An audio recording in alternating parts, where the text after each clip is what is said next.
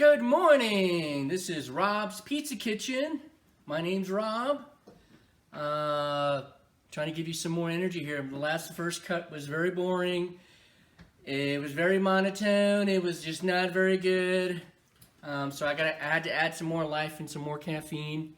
So I'll try to be more animated with this cut because my director is redirecting me another way. So let's proceed. So the whole point of this video is to give you a great starting point for a foundation on baking, artisan baking. And especially with artisan pizza making, but the process is similar, very similar. So starting out, you want to determine what kind of yeast you're going to use. And there's different kinds of commercial yeast. So the first kind that I have here is called active dry yeast. Active dry yeast. So this is the brand that you can find at stores, and it doesn't have to be this brand, but it could be. I think the other brand that's popular in stores is Red Star or something Star, and so active dry yeast. Typically, you put a little bit in some water, and just mix it up with your fingers a little bit. And then if it's still alive, usually if you've had this in the shelf for over a year, it'll die. So usually you want to use up your yeast within a year. And the way you know that is after you dissolve it in the water, there should be some kind of a chemical reaction to the active dry, because it's a live organism. So you should see a chemical reaction going, some kind of a change, bursting or whatever it is. If you don't see any kind of reaction, it's dead. So you got to just buy more. They're very inexpensive at the stores. So that's the first kind of yeast that's popular that they sell at stores. The other kind of commercial yeast is called instant yeast, and this is the brand that I've bought before, and it's very good. And this is what it looks like right here. And that one you don't have to put in water. It just mix it with the flour, and it'll be an instant yeast. Now, I don't know if I mentioned this before, but you don't need to put that much because the whole point of artisan baking is fermentation. Fermentation. So fermentation, and specifically cold fermentation. Some people do ambient room temperature fermentation, but cold fermentation is real good. So especially where I live, it's high altitude, and it can affect, it can rise too fast if you leave it out in ambient temperature too long. So, but for the most part, most artisan bakers do the cold fermentation method.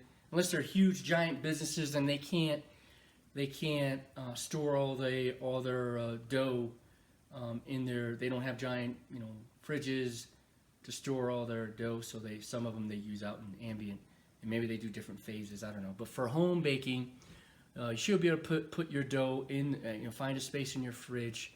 And so fermentation is key for digestibility. So it's basically, if you do at least 24 hours of fermentation, the longer the fermentation, the lighter and more airy the dough is going to, the crust will be, and your body will react well to it. It'll be just, it won't be like these typical places you go to, especially pizzerias, where they make the flour the same day and then they don't ferment it very long, and they just let it rise for a few hours and then they make it, and it feels like you ate a brick, and then a brick's going to come out, and it's just not very digestible, and it's not very healthy. So in Europe, the typical standard is fermentation, whether it's baguettes, loaves of bread. Most of the bread they eat over there is very digestible, very light and airy, because they put love into it. They allow the fermentation process to make the bread amazing. And that's what it is. It's amazing. So once you start eating these kinds of breads, it's a whole nother level of food. So it's just much better. And you're not going to feel weird after you had like bad bread. So that's the key, is fermentation. So with yeast, the third kind of yeast that I haven't gone over is the sourdough.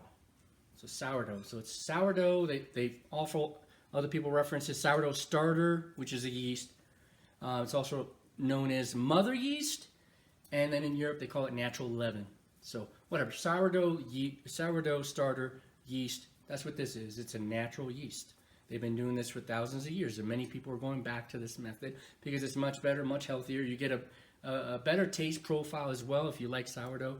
You don't have to overly, it doesn't have to be, you always want to balance the flavors. So if you love sourdough taste of bread, then yeah, I mean, you put a decent amount of percentage, but if you want to balance out the flavors with the other flours you mix with it, then you use a certain percentage of flour with it. As far as the types of flours that you could use just for starting out, if you live in sea level, you could go with all-purpose. The biggest thing is any kind of flour you buy, make sure it's unbleached, much healthier, no chlorine in it, no chemicals in it, unbleached, non-GMO, so it doesn't have any of those bad pesticides that are cancerous. So the good one I would recommend, and you can get at most stores, is from King Arthur Flour, and they make bread flour, and all their flour is non-GMO and unbleached. So they already give you good flour, quality flour, and it has a decent amount of protein, 12.7 here. Protein is important. Excuse me. Protein is important with regards to New York style pizzas.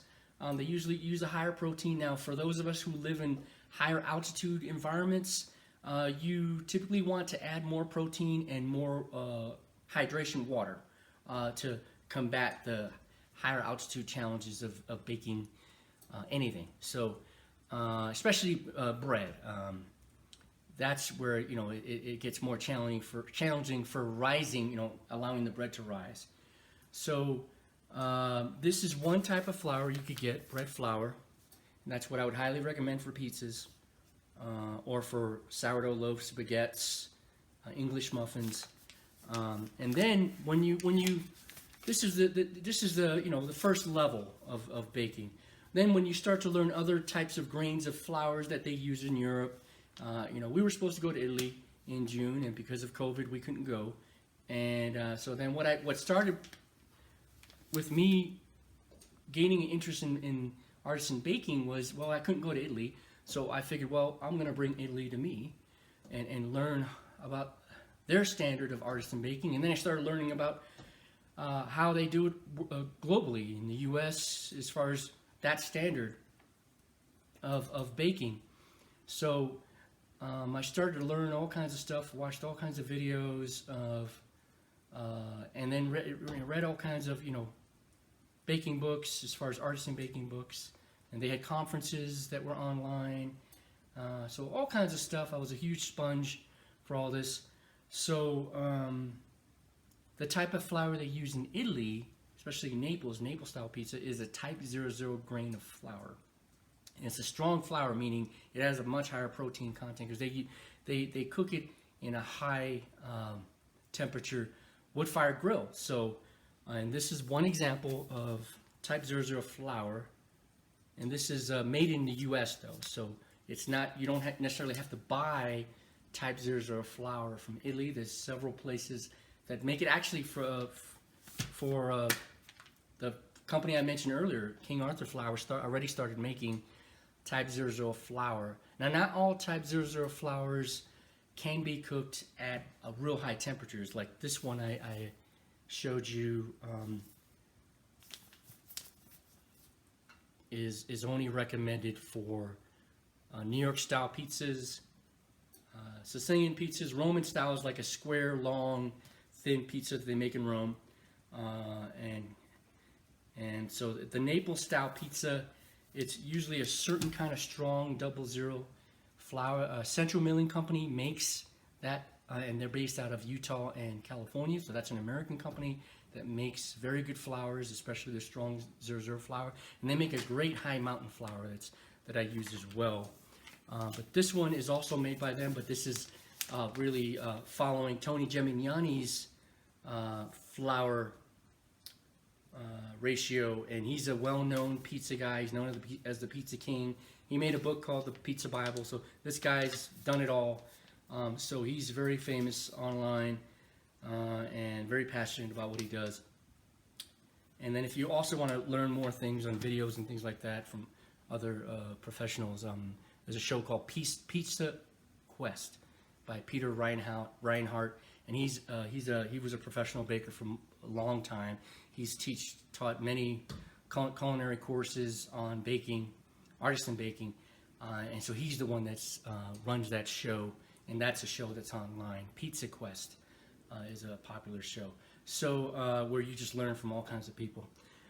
So that's the type 00 flours. Like that's where you kind of graduate to, and there's different kinds for different temperatures. The strong one is for the higher temperature, and the ones that are normal range or whatever they are, they're more for home baking.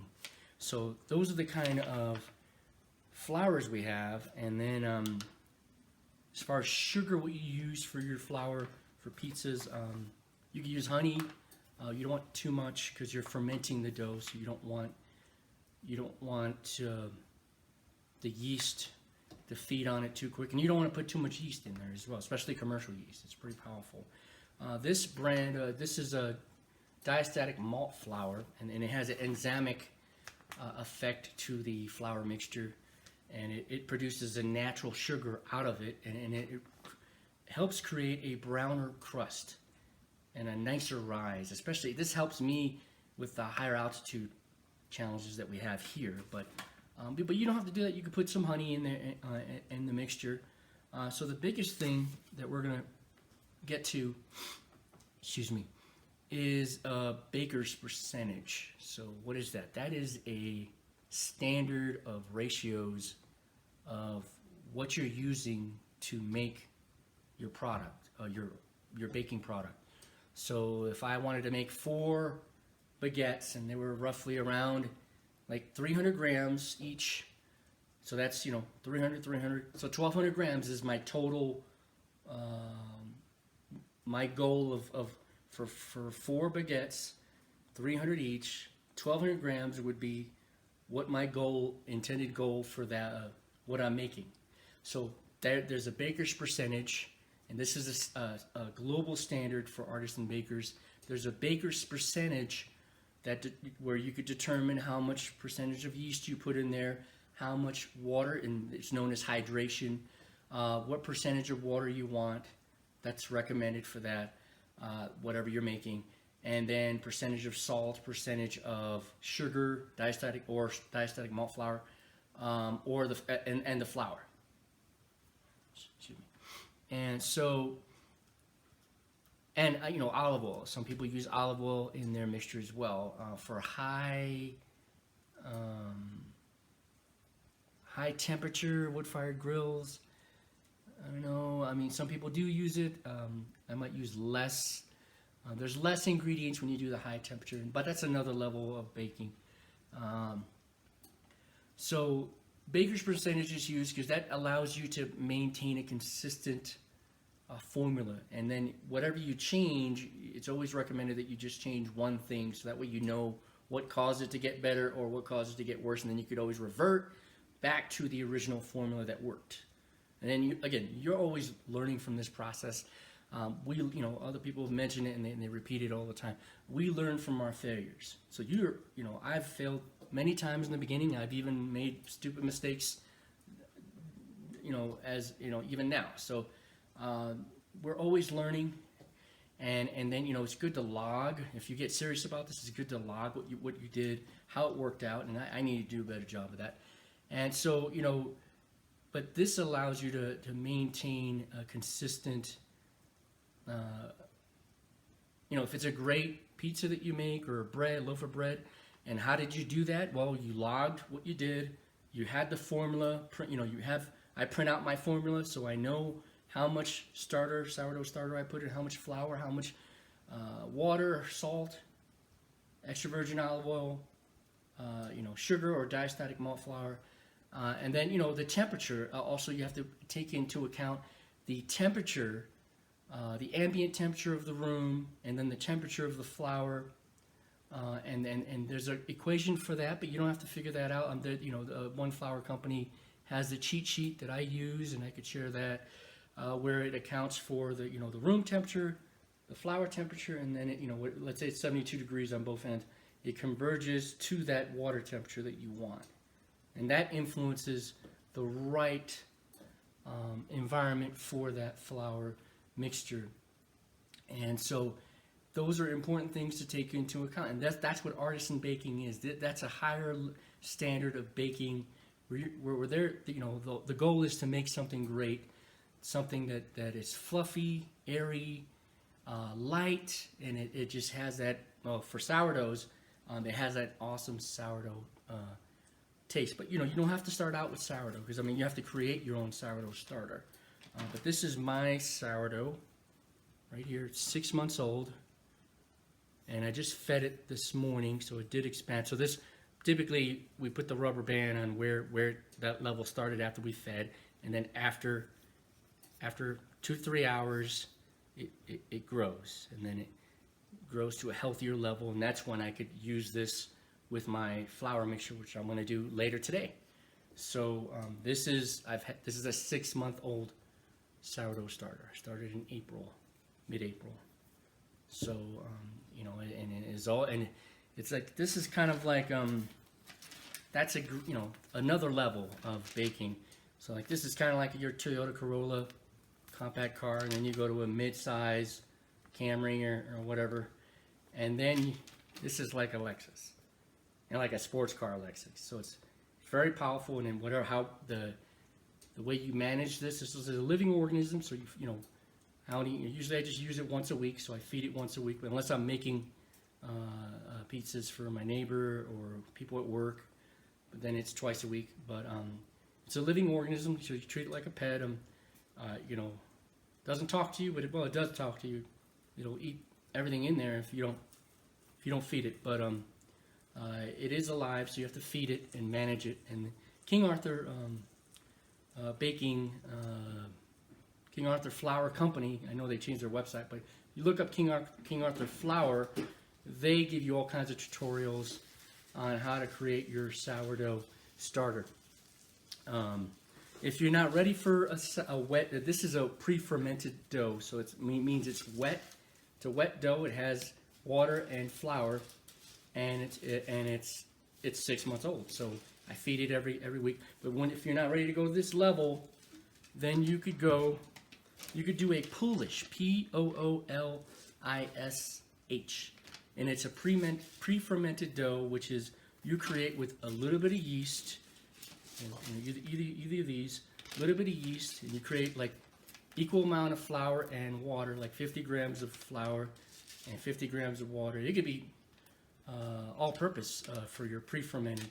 And so what you do is you create that, you put it in a mason jar, and you put some kind of a press and seal cover on it with some holes, and you let it rise for a few hours, and then you put it in the fridge for 24 hours. And that's a pre-fermented yeast starter that you could use with your baker's percentage with the flour mixture the next day. And so it'll make it much lighter and more airy because it already has that fermentation. But typically you want to ferment your dough at least 24 hours. The longer it is, the better. It'll be lighter. It'll just taste amazing, sweeter. It's total flavor talent, as Guy Fieri would say. It's better at 48 hours. It tastes amazing at 72, 96 hours. Typically I go like 24 hours, 48 hour range, but sometimes I'll have 72 hours. So you definitely want fermentation. That's the key. Regardless of what yeast brands you use, you definitely want to do fermentation.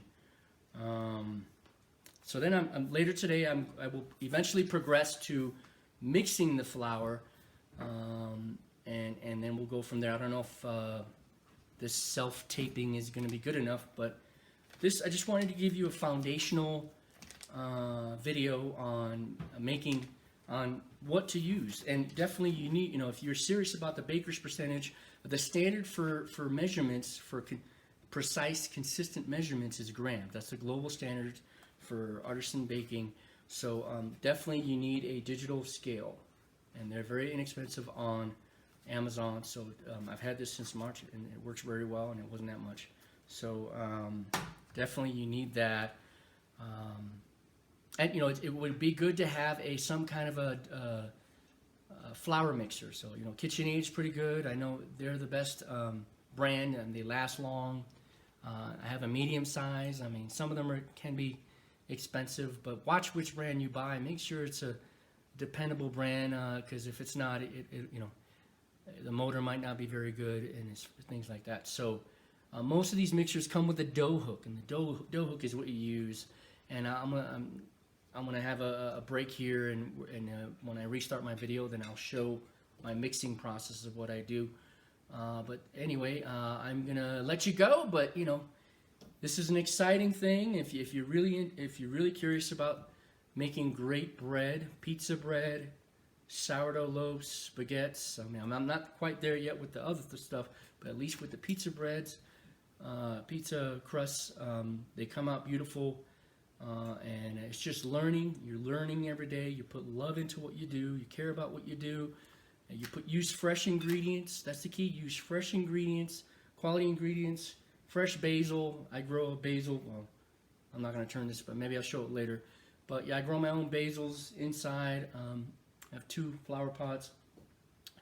Fresh basil, fresh oregano, fresh garlic makes a huge difference in the sauce that we make.